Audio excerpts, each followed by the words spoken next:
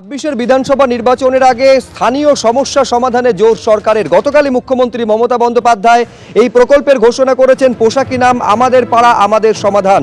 ৩টি বুথকে নিয়ে তৈরি হবে একটি পাড়া, যে পাড়ায় সমাধানের জন্য এই সরকারি প্রকল্পের ঘোষণা করা হয়েছে।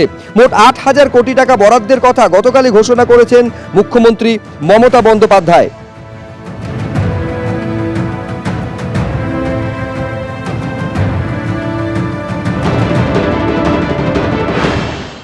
আসলে পাড়ায় পাড়ায় এত সমস্যা, এত মারপিট, পাড়ায় পাড়ায় টিচারের নাম দিয়ে চাকরির নাম করে টাকা নিয়েছে, কাটমানি, এইসব নিতে নিতে পাড়ায় পাড়ায় এত সমস্যা, অন্যরা চেষ্টা করলেও সমাধান করতে পারবেন না। সব জায়গায় মারপিট হবে, কলার ধরবেন নেতাদের সমাধান করতে গেলে।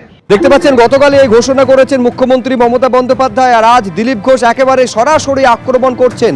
এত সমস্যা, এত দুর্নীতি রাজ্য জুড়ে তৈরি করে রেখেছে তৃণমূল। এই সমাধান করতে যারা যাবেন স্থানীয় বাসিন্দারা তৃণমূলের লোকেদেরই কলার ধরে ধোলাই দেবে, এইভাবে আক্রমণ করছেন বিজেপির প্রাক্তন সাংসদ দিলীপ ঘোষ।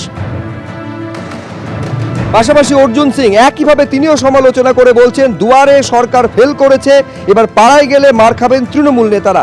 একেবারে দিলীপ ঘোষের সুরেই কিভাবে অর্জুন সিং আক্রমণ শানালেন।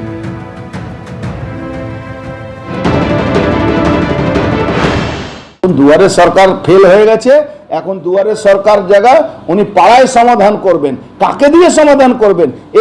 এই তোলামূল টিএমসি কাউন্সিলররা, এই পঞ্চায়েত মেম্বাররা, উনি সব গল্প এখন মানুষ বুঝে গেছে, কোনো চিন্তা করার দরকার নেই। পাড়ায় সমাধান করলে জুতো পেটা করবে পশ্চিমবাংলা মানুষ ওনার পাড়ায় গিয়ে।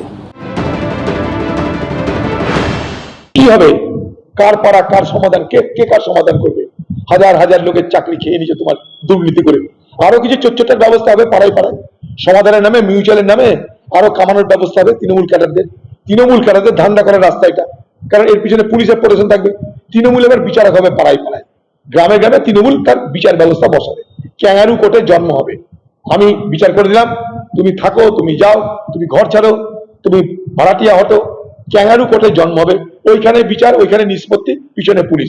অর্থাৎ তৃণমূলের হারমাত বাহিনী আগামী দিনে আবার মালকড়ি কামানোর দিদি আরেকটা দরজা খুলে দিবে। যদি কাজটাকে ফুল প্রুফ করার জন্য রুটিন সিস্টেম, সাধারণ সিস্টেমের সঙ্গে ভ্যালু অ্যাড করে আরো কিছু শাখা প্রশাখাকে দিয়ে মমতা বন্দ্যোপাধ্যায় নতুন মডেলে কাজ করান এবং তাতে মানুষের পরিষেবা বাড়ে, তাতে ওদের দুঃখ কোথায়? এগুলো প্যানিক রিয়াকশন। বুঝতে পারছে মমতা বন্দ্যোপাধ্যায়ের এই পরিকল্পনা, এই প্রজেক্ট আবার পাড়ায় পাড়ায় পাড়ায় পাড়ায় বাড়ি বাড়ি মানুষকে স্পর্শ করবে, খুশি করবে।